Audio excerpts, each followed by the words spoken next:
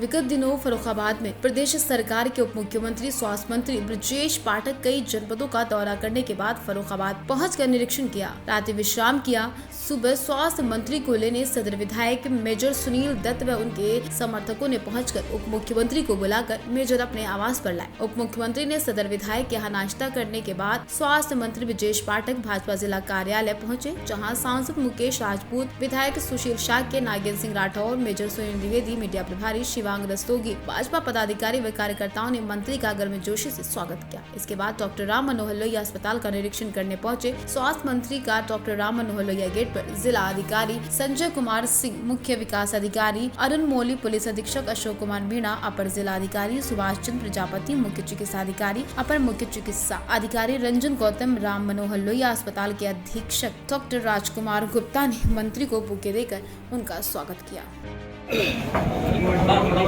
और साथ ही साथ में जिले की कानून व्यवस्था का बिंदुवार हमने आख्या प्राप्त की है।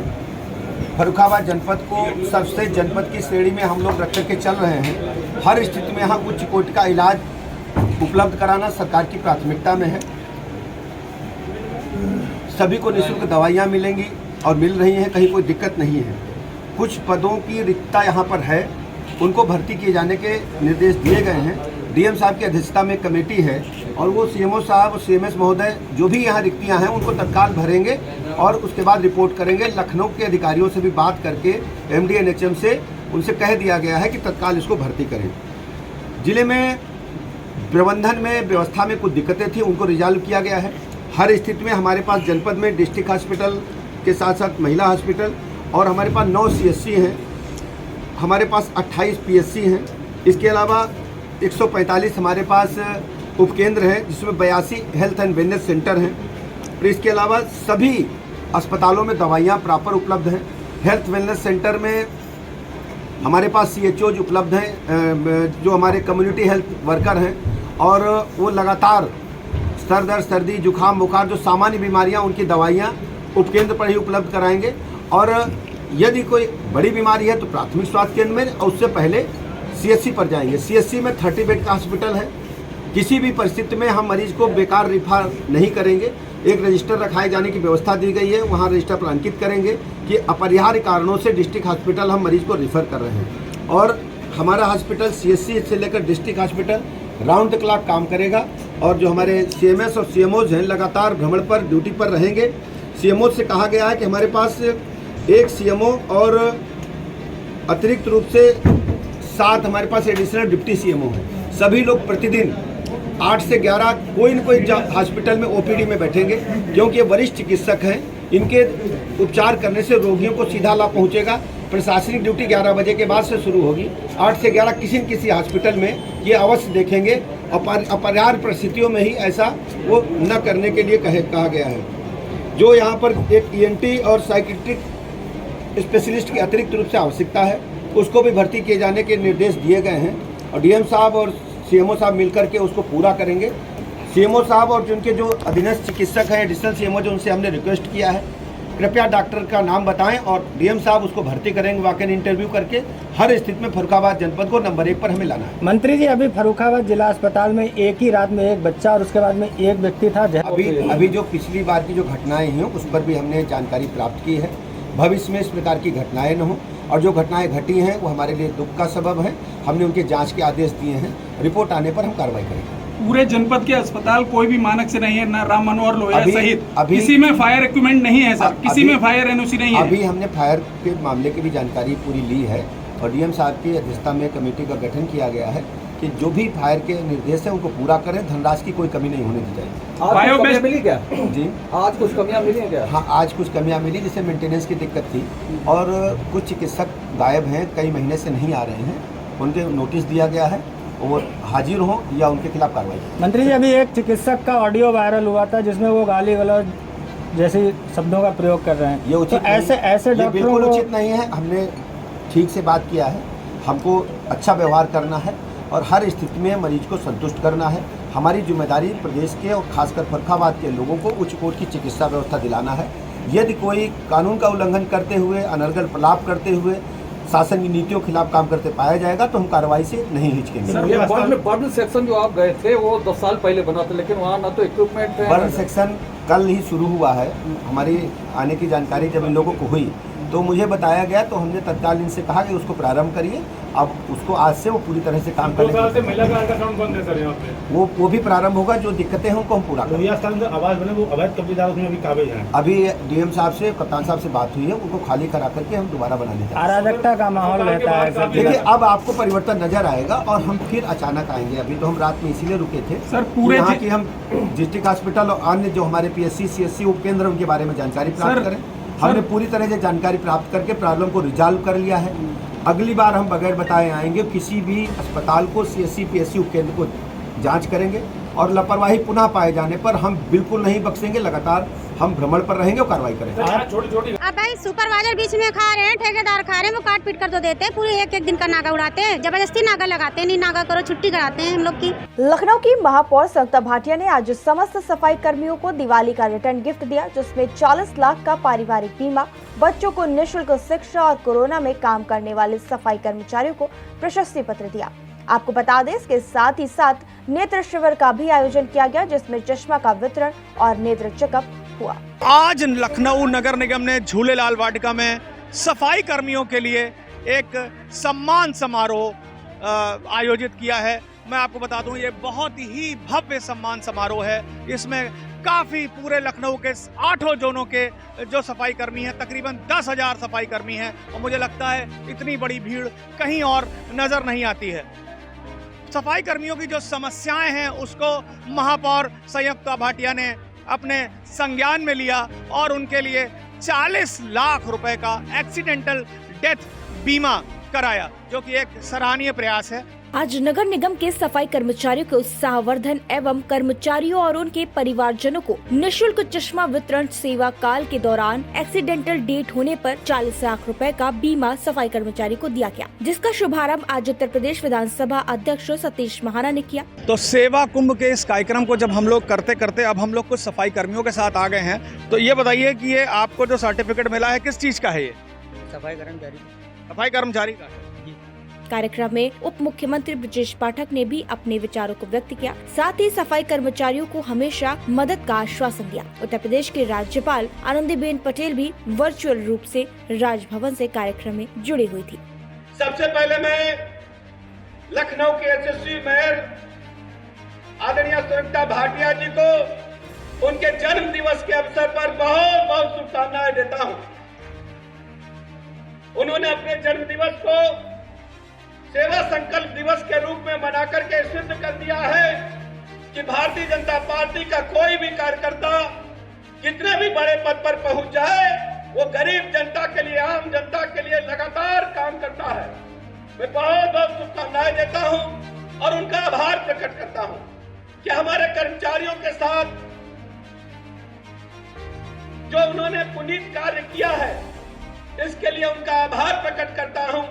और नगर निगम के सभी कर्मचारियों का, जिनको आज सेवा कुंभ के अवसर पर निःशुल्क बीमा किया जा रहा है, बहुत बहुत बधाइयां देता हूं और उम्मीद करता हूं उनकी कार्य क्षमता में वृद्धि होगी। समय समय पर कई दुर्घटनाएं होती थी, शासन के स्तर पर मदद मिलती थी, लेकिन एक परमानेंट मदद का भरोसा जीवन में होने से कॉन्फिडेंस बढ़ता है, हमारी कार्य क्षमता बढ़ती है। उस आधार पर बहुत नेक कार्य। आपको बता दें, जब झूलेलाल वाटिका में हमारे राज्य संवाददाता नेत्र चेकअप केंद्र की तरफ गए, तो ना तो उन्हें वहां कोई डॉक्टर मिला और ना ही किसी भी तरह का कोई भी नेत्र चिकित्सक दिखाई दिया। जहां एक तरफ इतना भव्य आयोजन हुआ था, हजारों की संख्या में प्रशस्ति पत्र के लिए सफाई कर्मचारी मौजूद थे। तो आप यहाँ पे किस लिए आई थी? नेत्र अपने आंखों को चेकअप के लिए। जी, तो आपको यहाँ कोई डॉक्टर मिला? जी, कोई डॉक्टर नहीं मिला। सर ने बोला वहाँ डॉक्टर है, यहाँ कोई डॉक्टर नहीं है। अच्छा, यहाँ पे कोई डॉक्टर नहीं है। तो आप बताइए कि यहाँ पे कोई डॉक्टर क्यों नहीं है? ये पता नहीं, हम तो कर्मचारी हैं, यहाँ पे खुद ही हम बैठे हुए चाहिए। आप जिस कैंप में बैठे हैं, उस कैंप में ऊपर लिखा हुआ है नेत्र के लिए। हमने देखा नहीं, हम तो बैठे हुए थे धूप की वजह से छाई में। आप बैठ गए थे।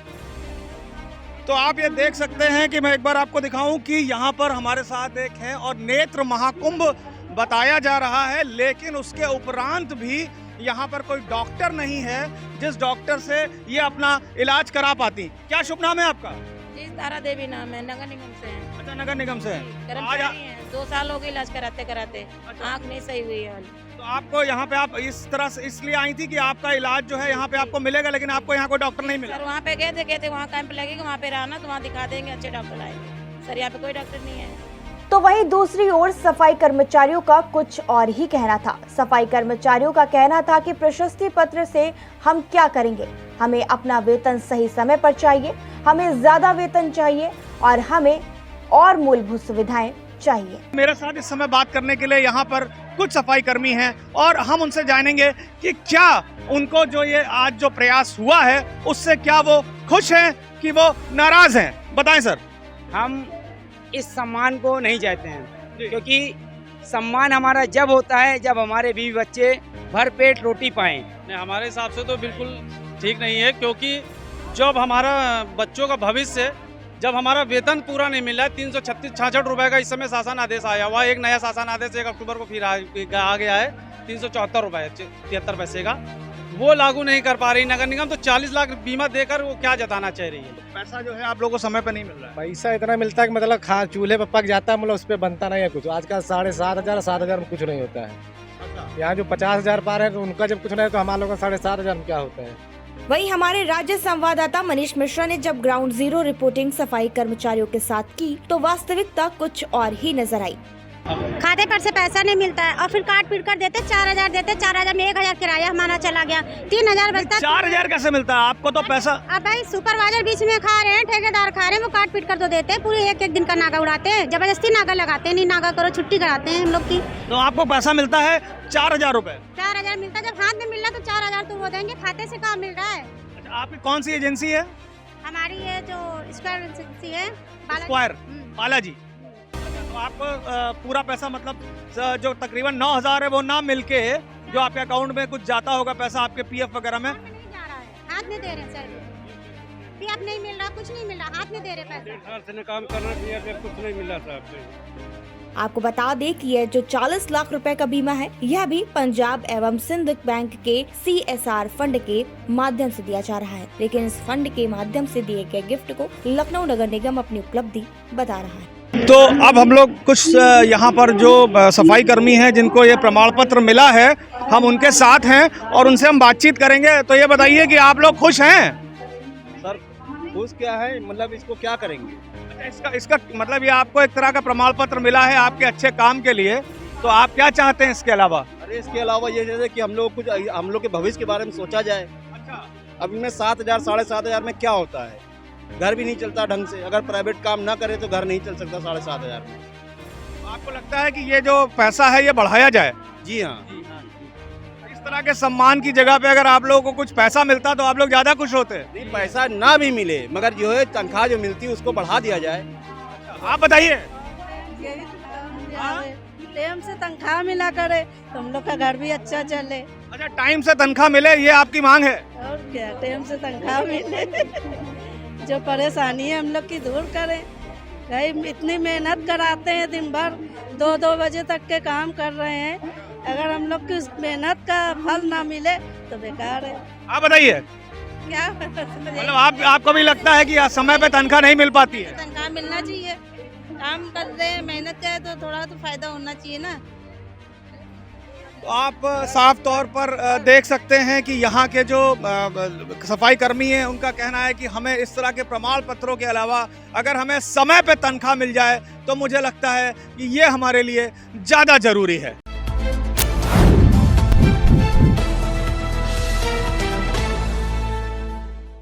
फतेहपुर थाना क्षेत्र में अपाची बाइक सवार लुटेरे रोजाना मोबाइल लूट की घटनाओं को अंजाम दे रहे हैं। मंगलवार को लुटेरों ने 3 मोबाइल लूट ली, पीड़ितों ने तहरीर दी। पहली घटना शताब्दी नगर रेल विहार के पास घटित हुई, जिसमें अपाची सवार 2 लुटेरों ने माधोपुरम निवासी महिला इंद्रानी पत्नी रूप किशोर से मोबाइल लूट ली। लूट की शिकार महिला शताब्दी नगर अपने बीमार भाई को देखने आई। इसके बाद अपाची सवार लुटेरों ने अपना शिकार शताब्दी नगर की पंचवटी एनक्लेव के पास मोहकमपुर निवासी शेखर को बनाया। वो कंपनी से ड्यूटी कर जा रहा था। तीसरी घटना परतापुर बाईपास स्थित फोर्ड शोरूम के पास घटित हुई, जहां अपाचे सवार लुटेरे ने बीआईटी के छात्र विक्की निवासी मोदी नगर से मोबाइल लूट ली। तीनों पीड़ितों ने मोबाइल लूट की तहरीर दी। पुलिस का कहना है कि लुटेरों की तलाश में गश्त बढ़ा दी गई है। मेरा सुमित कुमार नाम है। और थाने किस चीज़ के लिए आए? हम अभी कंपनी जाए थे नाइट शिफ्ट में। हमारा रोड पे से मोबाइल छीन लिया चंद्र देवी गेट पे से। हम रोड क्रॉस करने लग रहे थे, मोटरसाइकिल पे 2 युवक आए, पीछे नंबर प्लेट नहीं थी बाइक के, और रोड क्रॉस करते हुए सीधा बाइक रोकी, 2 झापट मारे और फ़ोन छीन के हाथ से ले गए। उसके बाद जाने के बाद हम सीधा कंपनी गए, अपना नंबर ट्राई करा, नंबर उसके बाद हमारा बंद आ रहा है। अब हम थाने में आया तहरीर लिखवाने।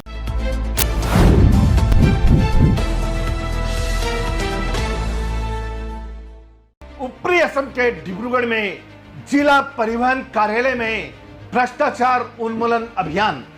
हमारे दर्शकों को बता दें कि ऊपरी असम के डिब्रूगढ़ शहर में भ्रष्टाचार उन्मूलन दस्ते ने भ्रष्टाचार में लिप्त लोगों को एक अभियान चलाकर पकड़ लिया। यह अभियान डिब्रूगढ़ शहर के जिला परिवहन कार्यालय में चला। भ्रष्टाचार उन्मूलन दस्ते ने इस अभियान में एक सहायक अधिकारी और दलाल को रिश्वत के रकम के साथ रंगे हाथों पकड़ लिया। परिवहन विभाग में बतौर सहायक अधिकारी कार्यरत दीप्तिमणि गोगोई और दलाल पंकज सैकिया दुर्नीति करते पकड़े गए। 700 रुपए की रिश्वत लेते हुए रंगे हाथों पकड़े गए इन 2 व्यक्तियों को गिरफ्तार कर लिया गया है। हमारे दर्शकों को बता दें कि भारतीय समाज में भ्रष्टाचार की जड़ें गहराई तक फैली हुई थी। वर्तमान सरकार के कार्यकाल में भ्रष्टाचार में भारी कमी आई है।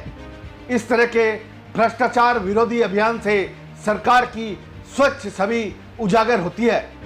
निहिर जनता के लिए भ्रष्टाचार मुक्त सरकारी विभाग सपना बनकर रह गया था।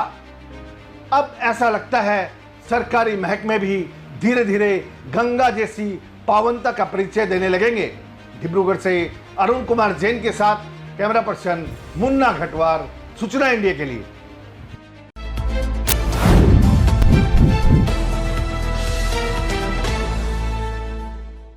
परतापुर थाना क्षेत्र में इंस्पेक्टर BS बिसारी के नेतृत्व में एक टीम गठित की गई, जिसके बाद निकलेश रस्तोगी चौकी इंचार्ज ने अपनी गठित टीम के साथ काशी गांव में सटारियों को धर दबोचा। दरअसल मामला परतापुर थाना क्षेत्र के काशी गांव का है, जहां एक बड़ी मात्रा में सटारियों के द्वारा सट्टा खेला जा रहा था। इसके बाद कताई मिल चौकी इंचार्ज निकलेश रस्तोगी ने मुखबिर की सूचना पर मामले को संज्ञान में लेते हुए अपनी टीम गठित की और मौके पर पहुंचकर सटारियों को धर दबोचा, उनके खिलाफ मुकदमा दर्ज कर दिया। इसके बाद चौकी इंचार्ज निकलेश रस्तोगी का कहना है सभी सटारियों के खिलाफ मुकदमा दर्ज कर कार्रवाई की जा रही है। कानूनी कार्रवाई भी की जाएगी।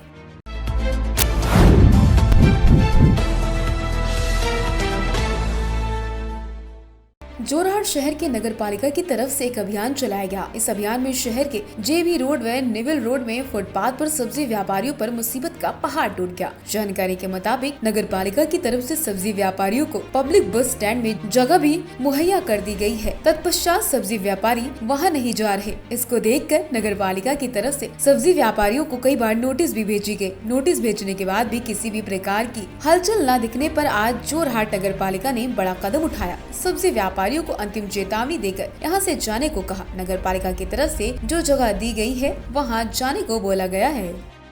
ओरिजिनल व्यवसायी তেওঁলোকৰ बहुत মানে প্ৰব্লেম হৈছে, দোকান চোকানবিলাক নচলা হৈছে, সেইকাৰণে বহুত ডিমাণ্ডৰ ওপৰত আমি সেইটো কৰা হৈছিলে। কিন্তু এতিয়ালৈকে কোনো নকৰাকৈ আমি পুলিচৰ সহযোগ লৈছোঁ, SP লগত কথা পাতিলোঁ আৰু আমি গোটেইখিনি মানুহ আহিছোঁ আমি মিউনিচিপালিটিৰ। তথাপিতো আমি আজি তেওঁলোকক আৰু ক'লোঁ যিখিনিয়ে যায়, কিন্তু কাইলৈ যদি তেওঁলোক ইয়াৰ পৰা নাযায় তেতিয়ালৈকে আমি নিজে বেলেগ ব্যৱস্থা ল'ম। দেখিবলৈ পোৱা গৈছে আপোনালোকৰ পৌৰসভাৰ যিটো সন্মুখতে তাত পদপথত তেওঁলোকে বজাৰ বহাই আছে, তেওঁলোকৰ ওপৰতো আমি ব্যৱস্থা ল'ম। আজি প্ৰথম আমি এইটো ক্লিয়াৰ কৰি লওঁ JB ৰোডটো, তাৰপিছত আমাৰ সেইটো ন' ভেণ্ডিঙে আছে। আমি ন' ভেণ্ডিংটো তাৰমানে পুৰণা ওল্ড চাকিন হাউচত আমি ৰাস্তাটোত তাত অকণমান জেগা উলিয়াইছোঁ, তাত সেই ব্যৱসায়ীখিনি তালৈ যাব। আগতো তেনেকুৱা ধৰণৰ বুজিছোঁ, আমি চাম এবাৰ, আমি নাজানো আগৰ কথা, এতিয়া আমি নতুনকৈ আহিছোঁ গতিকে আমি এবাৰ নতুনকৈ চাম। অকণমান আমি কঠোৰ হ'ম। যিটো কিলাৰ হল আছিলে সেই কিলাৰ হলটো কিবা ব্যৱস্থা লৈছে নি? আৰু ওচৰতে দেখিছোঁ এখন শীততাপ নিয়ন্ত্ৰণ মাছৰ বজাৰ এখনো বহোৱা হৈছিলে। মাছৰ বজাৰখন নিৰ্বিলতা মাছৰ বজাৰখনৰ ওপৰত কি ক'ব?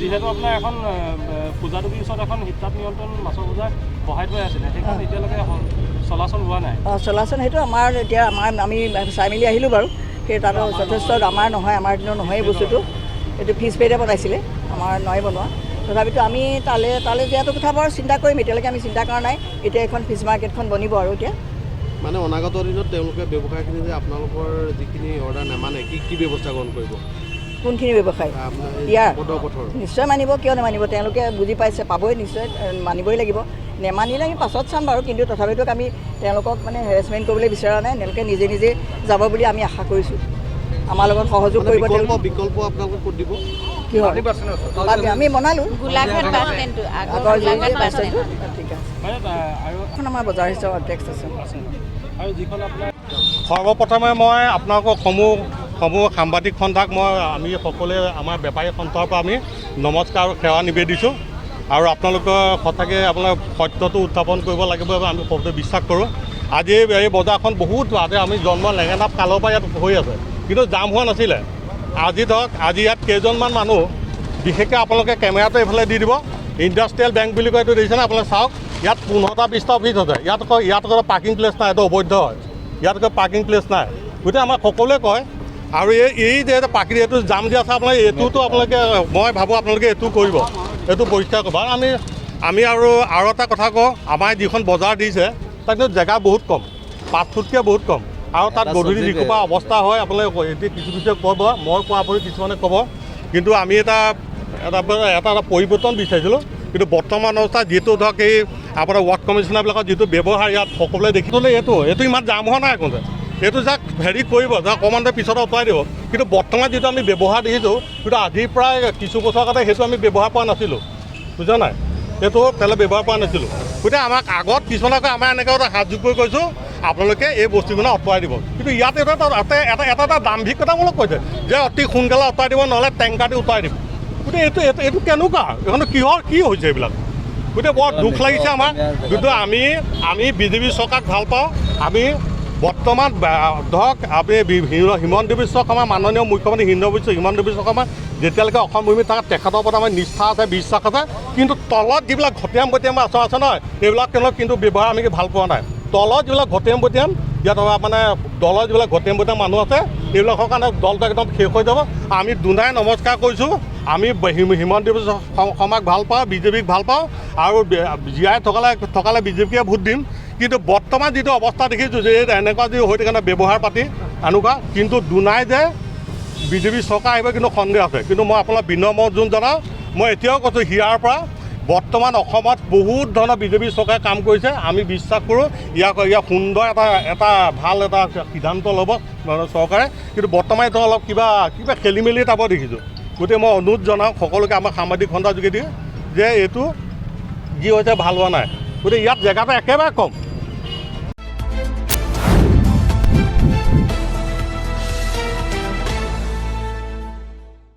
ज्योति महिला समिति के तत्वाधान में निर्बल एवं निर्धन बालिकाओं के सहायतार्थ एक दिवाली हॉट का आयोजन 29 अक्टूबर दिन बुधवार को गोविंद नगर स्थित आर्य कन्या गर्ल्स इंटर कॉलेज में किया गया। इसका उद्घाटन मुख्य अतिथि प्रमिला पांडे महापौर कानपुर के द्वारा हुआ। इस कार्यक्रम में विशिष्ट अतिथि के रूप में क्षेत्रीय पार्षद नवीन पंडित, आर्य कन्या इंटर कॉलेज के प्रबंधक शुभ कुमार वोरा उपस्थित रहे। समिति के संस्थापिका प्रीति अवस्थी, अध्यक्ष अनीता अग्रवाल ने आए हुए अतिथियों का स्वागत किया। मेला में महिला उद्यमियों के द्वारा विभिन्न सामानों के स्टॉल लगाए गए, जिनमें दीपावली से संबंधित सजावटी सामान से लेकर कपड़े, Banarasi sari, cake, bakery item के स्टॉल प्रमुख रहे। महिलाओं के द्वारा जमकर खरीदारी की गई। विद्यालय के प्रधानाचार्य चंद्रकांता मेरा का विशेष सहयोग रहा।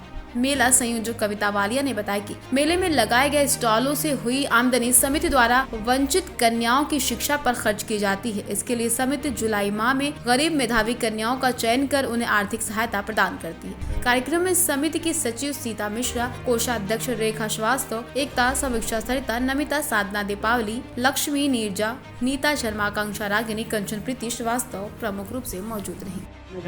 देखिए, आज मैं बहुत खुश हूँ। सुबह ज्योति महिला समिति ने इतना अच्छा प्रोग्राम लगाया है और प्रोग्राम तो सभी करते हैं, लेकिन ये प्रोग्राम उन लोगों के लिए है जो सोच हमारे इस देश के प्रधानमंत्री मोदी जी और योगी जी का है कि सबका साथ सबका विकास। और पंडित दीनदयाल जी जो कहते थे ना कि जो नीचे पावदान पर बैठे उनकी मदद करो, तो आज ये महिलाएं उन लोगों को मदद के लिए मेला लगा रही हैं जिनको वाकई में ज़रूरत है।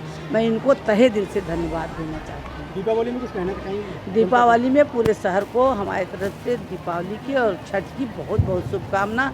भगवान उनके जीवन में ऐसे ही दीपक जलाते रहें, ऐसे ही खुशियाँ रहें। और आज मैं पूरे शहर में एक एक घर में एक दीप एक दिया स्वच्छता के नाम आज वितरण करेंगे। मैं प्रीति अवस्थी, संस्थापिका ज्योति महिला समिति। आज यहाँ पर हमारी दिवाली हाट लग रही है, जिसमें हमारा जो भी बचत होगी वो गरीब कन्याओं की पढ़ाई के लिए जाती है। ये हम लोग पिछले 10 सालों से बराबर लगाते चले आ रहे हैं।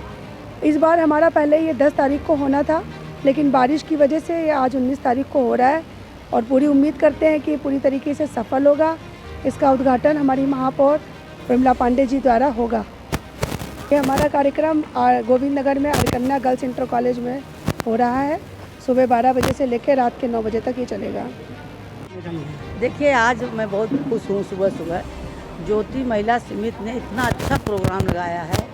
और प्रोग्राम तो सभी करते हैं, लेकिन ये प्रोग्राम उन लोगों के लिए है जो सोच हमारे इस देश के प्रधानमंत्री मोदी जी और योगी जी का है कि सबका साथ सबका विकास। और पंडित दीनदयाल जी जो कहते थे ना कि जो नीचे पावदान पर बैठे उनकी मदद करो, तो आज ये महिलाएं उन लोगों को मदद के लिए मेला लगा रही हैं जिनको वाकई में ज़रूरत है।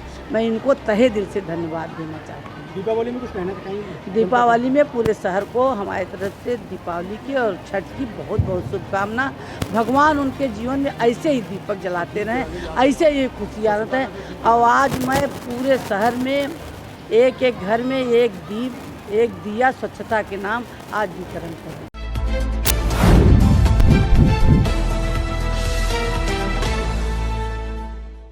मध्य प्रदेश के दतिया स्थित मेडिकल कॉलेज में रिक्त पड़े हुए पदों पर भर्ती प्रक्रिया प्रारंभ हो चुकी है, जिसको लेकर medical college dean doctor Dinesh Udainiya ने जानकारी दी। गौरतलब है कि मेडिकल कॉलेज दतिया में विभिन्न विभाग के विभिन्न पदों पर दतिया मेडिकल कॉलेज में पद रिक्त पड़े थे। साथ ही व्यवस्था एवं अत्याधुनिक चिकित्सा को लेकर निरंतर कोशिश की जा रही थी, लेकिन रिक्त पदों पर आवेदन प्रक्रिया प्रारंभ एवं स्पेशलिस्ट से लेकर सुपर स्पेशलिस्ट व्यवस्थाओं को लेकर डीन डॉक्टर दिनेश उदैनिया ने वीडियो से रूबरू होते हुए स्थिति को साफ किया। हमारे पास में सैंक्शन पोस्ट 120 है फैकल्टी डॉक्टर्स की, मेडिकल टीचर्स की। उसमें से करीब 80 पद हमारे भरे हुए हैं, 40 अभी रिक्त, जिसके लिए हमने 2 विज्ञप्ति निकाली है। वो इस माह के अंत तक नए कमिश्नर साहब आए हैं, उनके द्वारा नियुक्त कर दिए जाएंगे दतिया मेडिकल कॉलेज के लिए। उसके अलावा नर्सेज की हमारी 215 पोस्ट सेंक्शन है, जिसमें 142 हमने भर ली है और बाकी की 73 वैकेंट है, लेकिन वो चूँकि कुछ जांच के दायरे में है पिछली भर्ती, इस वजह से अभी हम इस पर भर्ती नहीं कर पा रहे हैं। तीसरा, पैरामेडिकल स्टाफ का 140 करीब 130 पद खाली है, सेंसर्ड है, और उनकी विज्ञप्ति भी हमने जारी की है। एमपी ऑनलाइन उनके एग्ज़ाम लेके हमारे पास चयनित सूची भेज देगा, तो वो भी अगले महीने हम भर्ती कर देंगे। नॉन टीचिंग की सीट्स 29 सेंसर्ड है, जिसमें हमारे पास केवल 2 हैं वर्तमान में, 27 खाली हैं। वो हमने एमपी ऑनलाइन से थी, लेकिन सरकार ने उसको व्यापम से कराने की अनुशंसा की है, तो उनको परीक्षा व्यापम लेगा और व्यापम के द्वारा सिलेक्शन होकर मेरिट टेस्ट हमारे पास आ जाएगी, तो हम उनको भी नियुक्त कर देंगे। और मुझे लगता है कि इस साल के अंत तक हम सारी भर्तियाँ मेडिकल कॉलेज की, दतिया मेडिकल कॉलेज की पूरी कर लेंगे, तो हमारे पास जो भी कमियाँ हैं वो मैन पावर की वो पूरी हो जाएगी। और इसके अलावा जो मैंने भरा है JRSR की करीब हमारी 81 की करीब सीटें थी, जिसमें मैंने वॉकिंग इंटरव्यू के माध्यम से 80 सीटें मतलब 70 के आसपास सीट बढ़ गई हैं। 10 सीट्स खाली हैं। वो ऐसे विभाग हैं जिनमें हमारे को यहाँ दतिया में डॉक्टर कोई आना नहीं चाह रहा, जैसे रेडियो डायग्नोसिस है, रेडियोलॉजी है, एनेस्थीसिया है। इनमें कुछ दिक्कत आती है क्योंकि डॉक्टर्स कम हैं और बड़े शहरों में ज़्यादा रहना पसंद करते हैं, उनका काम वहाँ ज़्यादा मिलता है, तो इसलिए छोटे शहर में नहीं आ सके। तो ये 2-3 डिपार्टमेंट के फैकल्टी छोड़ दें तो बाकी सारी फैकल्टी हमारे पास अवेलेबल है। जब हमारा पहले एक स्पेशलिटी वाला कोरम पूरा हो जाएगा, तब हम फिर सुपर स्पेशलिटी की तरफ जाएंगे।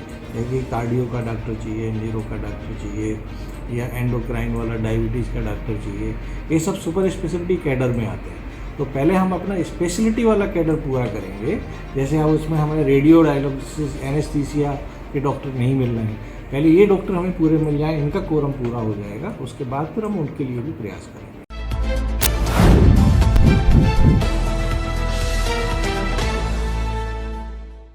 जोरहाट शहर के गराली में स्थित क्रिस्टल प्लाजा के बाहर स्कूलों के बच्चों द्वारा एक छोटा सा काम लगाकर लोगों में जागरूकता लाने की कोशिश की गई। बताया जाता है हर वर्ष दीपावली में माटी के दीपक की जगह लोग अपने घरों में लाइटों का उपयोग ज्यादा करने लगे। वहीं आज बच्चों द्वारा एक काम के जरिए जागरूकता अभियान लगाया गया। इस कैंप का उद्देश्य लोगों को अपने घरों में माटी के दीपक का उपयोग करना चाहिए। यहाँ तक कि बच्चों के द्वारा माटी के दीपक में अलग अलग प्रकार के दीपक, अलग अलग रंग दीपक को बेचकर लोगों में जागरूकता पैदा की गई। दीपक बेचकर जो पैसे मिल रहे हैं उन बच्चों को जोरहाट के अनाथ आश्रम में। हम लोग सब दिल्ली पब्लिक स्कूल जोरहाट से है। We are from the district club और यहाँ पे हम ना माटी के बने हुए दिए बेच रहे हैं। सो बेसिकली ये दिए आर्टिशंस ऑफ कमारगांव वालों ने बनाया और हम उनकी कलाकारी को आगे मतलब पूरे देश को दिखाना चाहते हैं। सो हम यहाँ पे ये दिए सेल कर रहे हैं और ये दिए से जो प्रॉफिट आएगा we will donate it in the orphanage. So यहाँ पे बहुत सारे colours and instead of light we use we are making the motive to use this diya in this Diwali. अभी हमने 10-15 दिए बेचे हैं। आज हम अपनी पूरी कोशिश कर पा रहे हैं और लोग भी ऐसे हैं कुछ लोग जो मोटिवेट हो रहे हैं और उम्मीद करता है कि आगे ये अच्छा जाएगा हमारे प्रोजेक्ट।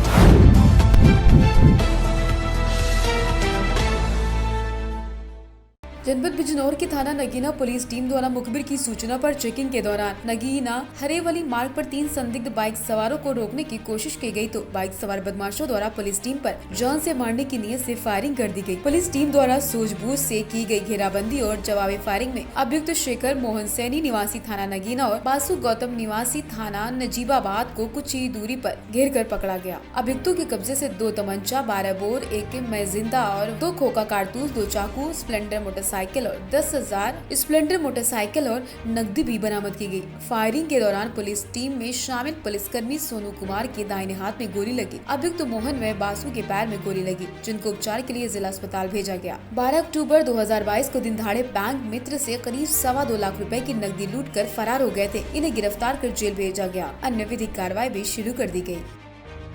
बीती रात नगीना पुलिस को यह सूचना प्राप्त हुई कि 3 बदमाश नगीना हरेवली मार्ग पर मोटरसाइकिल पर सवार होकर जा रहे हैं। इस सूचना पर प्रभारी निरीक्षक नगीना फोर्स के घेराबंदी करके इनको रोकने का प्रयास किया। इन बदमाशों ने पुलिस पार्टी पर फायर किया। पुलिस ने भी अपने बचाव में फायर किया, जिसके परिणाम स्वरूप 2 बदमाशों के पैर में गोली लगी, जिसमें से एक का नाम बाशु है, दूसरे का नाम मोहन है। इसी दौरान पुलिस के कांस्टेबल सोनू कुमार को हाथ में भी गोली लगी। 3 अभियुक्तों की गिरफ्तारी की गई, मोहन, बाशु और शेखर, जिनके पास से 2 तमंचे और चाकू में जिंदा कारतूस बरामद किया गया। गहराई से पूछताछ करने पर इन्होंने बताया कि विगत 12 अक्टूबर को बैंक मित्र से लूट की जो घटना हुई थी उसमें हम लोग सम्मिलित थे। इन्होंने 3 अन्य सहयोगियों का नाम बताया, जिनकी भी गिरफ्तारी की गई है। अभियोग पंजीकृत करके अन्य विधिक कार्यवाही प्रचलित है।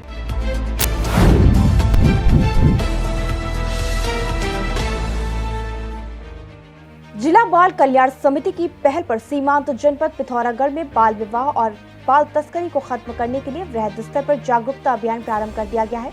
बाल विवाह के लिहाज से संवेदनशील बेरी नाग विकास खंड से इसकी शुरुआत कर दी गई है।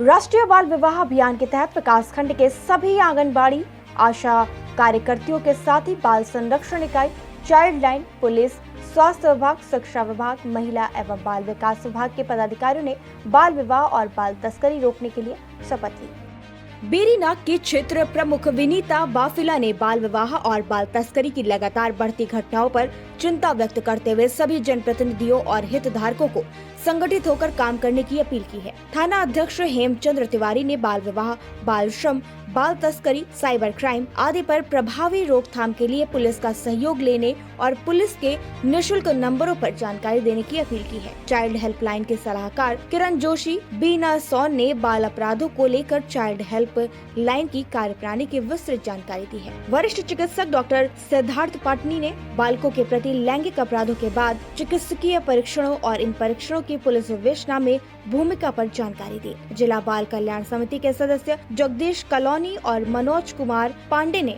किशोर न्याय अधिनियम के तहत किशोर न्याय बोर्ड, बाल कल्याण समिति, विशेष किशोर पुलिस इकाई, बाल संरक्षण इकाई के दायित्वों की जानकारी देते हुए और सभी हितधारकों को उनकी भूमिका में खरा उतरने की अपील की है। कार्यशाला के दौरान जिला कार्यक्रम अधिकारी और जिला प्रोविजन अधिकारी संजय गौरव ने राष्ट्रीय बाल विवाह उन्मूलन अभियान के तहत प्रतिभागियों को बाल विवाह रोकथाम के लिए संकल्पित रहने की शपथ दिलाई।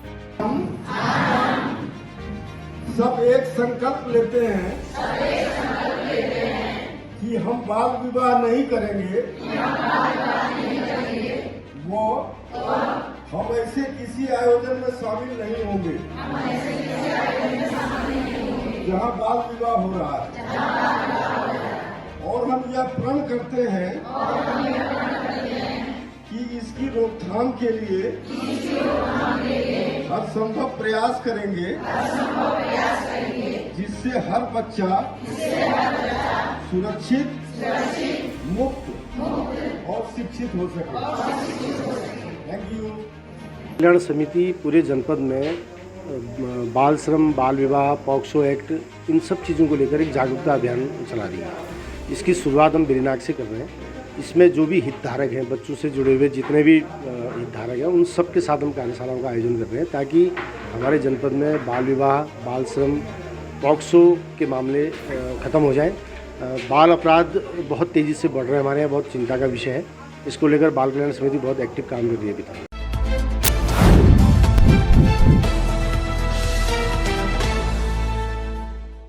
खरगोन जिला प्रशासन और पुलिस विभाग की संयुक्त कार्रवाई में 15 क्विंटल से ज्यादा मात्रा में अवैध मावा जब्त किया गया। मंगलवार बुधवार की मध्य रात्रि में कार्रवाई की गई। एसडीएम ओम नारायण सिंह ने जानकारी देते हुए बताया कि पुलिस अधीक्षक धर्मवीर सिंह के निर्देशन में बस को खरगोन पहुंचने से पहले धार जिले से ही ट्रैक किया जा रहा था। खरगोन बस स्टैंड पहुँचते ही कार्रवाई को अंजाम दिया गया। प्रशासनिक गणना के मुताबिक 15 क्विंटल से ज्यादा मावा बस से उतारा गया। प्रारंभिक गणना के आधार पर 4 लाख रुपए से ज्यादा मावे का मूल्य होने का अनुमान है। बस क्रमांक MP 13 P5049 से रतलाम से चली बस खरगोन अवैध मावा लेकर पहुंची थी। एसडीएम ने बताया कि मावे से संबंधित कागजात मांगे गए मगर बिल बिल्टी प्रस्तुत नहीं किए गए। मौके पर खाद्यान्न औषधि विभाग के अधिकारियों द्वारा सैंपलिंग की गई। इस आपके द्वारा सूचना दी गई थी कि काकड़दा में एक बस को ट्रेस किया है और वहां से जब इसमें कुछ अनुमान था कि मावा है जिसमें किसी प्रकार की कोई वैधता की पर्ची नहीं थी, तो वहाँ से फिर एसपी साहब के माध्यम से जहाँ पर ये आ रही थी खरगोन, यहाँ पर ये बस आई और यहाँ पर फिर पूरी टीम ने उसको ट्रेस किया। सर ये कहाँ का माल आ जाती है? ये रतलाम खरगोन बस है, उसमें माल था। अब ये रतलाम से ही आ रहा हो क्योंकि अभी इसमें हमको कंडक्टर और ड्राइवर मिले हैं, बाकी इसके मालिक के संबंध में इसमें सूचना दी है, तो अभी हम सूचना निकालते हैं विधि अनुसार। सर कितने का माल है? लगभग 4 लाख से ऊपर का माल है अभी ये। क्या कार्रवाई करेंगे? अब इसमें अभी सैंपलिंग ले रहे हैं और अभी इसको कोल्ड स्टोरेज में जब्त करके रखेंगे।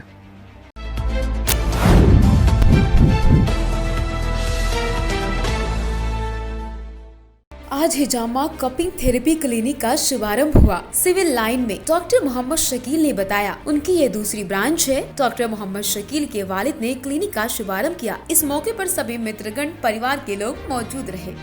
Doctor Mohammed Shakeel physiotherapist and hijama therapist specialist. मेरी नई क्लिनिक का उद्घाटन हुआ है आपके भार्गव हॉस्पिटल के सामने गोल्डन पैलेस अपार्टमेंट के बेसमेंट पे। ये सिविल लाइन्स में पड़ता है और आप सभी लोगों से मेरी विनम्र निवेदन है कि अपना थोड़ा सा वक्त निकाल के हमारे क्लिनिक में एक बार ज़रूर विज़िट करें। यहाँ पर फिजियोथेरेपी से रिलेटेड बहुत सारी सर्विसेज आपको प्रोवाइड करी जाएंगी, जैसे हिजामा थेरेपी जिसको कपिंग थेरेपी भी बोलते हैं, जो कि स्पोर्ट इंजरीज में या फिर मसल्स इंजरी में बहुत ज़्यादा ही फ़ायदेमंद होती हैं। साथ में यहाँ पर कायरो भी मिलेगी। कायरो होता है जो बॉडी का एडजस्टमेंट के लिए काम आता है। फिर डर्मा से रिलेटेड काफ़ी जो थेरेपीज़ हैं वो अवेलेबल हैं और भी सारी थेरेपी यहाँ मिलेंगी आपको। तो जिसको जिस तरीके की इससे रिलेटेड प्रॉब्लम हो या आपको हो या आप किसी भी घर परिवार में हो, उन तक ये संदेश देने की ज़हमत करें। इसकी एक और ब्रांच है। 5 साल पहले इफ्तिखाराबाद बैंक ऑफ बड़ौदा के पास हमारी एक क्लिनिक, छोटी सी क्लिनिक से हमने स्टार्ट किया था। अब उसके बाद एक ये अपडेटेड क्लिनिक यहाँ पर है, वहाँ यहाँ की जो टाइमिंग होगी वो सुबह 10 से 2 होगी और शाम को जो होगी मैं मिलूँगा पसाराबाद में 5 से 10। मुख्य अतिथि के तौर पे मैंने अपने पिताजी को बुलाया था और बाकी इनॉग्रेशन में तो कानपुर के काफ़ी लोगों को मैंने इनवाइट किया है जो अपने टाइम के साथ आ रहे हैं। काफ़ी MLAs आ रहे हैं, सारे शहर काजी आ रहे हैं, हमारे NGO के जो अध्यक्ष जी हैं अबुल हसन साहब ये आए हैं और भी बाकी लोग जो हैं सारे डॉक्टर्स जो हैं कानपुर के मोस्टली को मैंने इनवाइट कर रखा है। सब अपने टाइम के साथ लगातार आ रहे हैं। कि आप बहुत ही अच्छा लग रहा है और सबसे पहली बात तो ये कि मैं आज बहुत प्राउड फील कर रहा हूँ कि माशाल्लाह हमारे भाई शकील भाई एक क्लिनिक से आज उन्होंने इतना प्रोफेशनल क्लिनिक यहाँ पे इस्टेब्लिश किया है और जिस तरह की सर्विसेज ये पहले देते थे अब वैसे ही कंटिन्यू करेंगे। उसमें ऐड ऑन किया है उन्होंने बहुत सारी सर्विसेज को, जैसे कि हेयर ट्रांसप्लांट और दूसरी सर्जरीज़ वगैरह की। तो बस आपसे एक रिक्वेस्ट है कि आप लोग यहाँ ज़रूर विज़िट करें। जिसको जिस तरह से थेरेपी से रिलेटेड कोई भी प्रॉब्लम हो तो अपना एक बार जो है सेवा करने का ज़रूर मौका दें।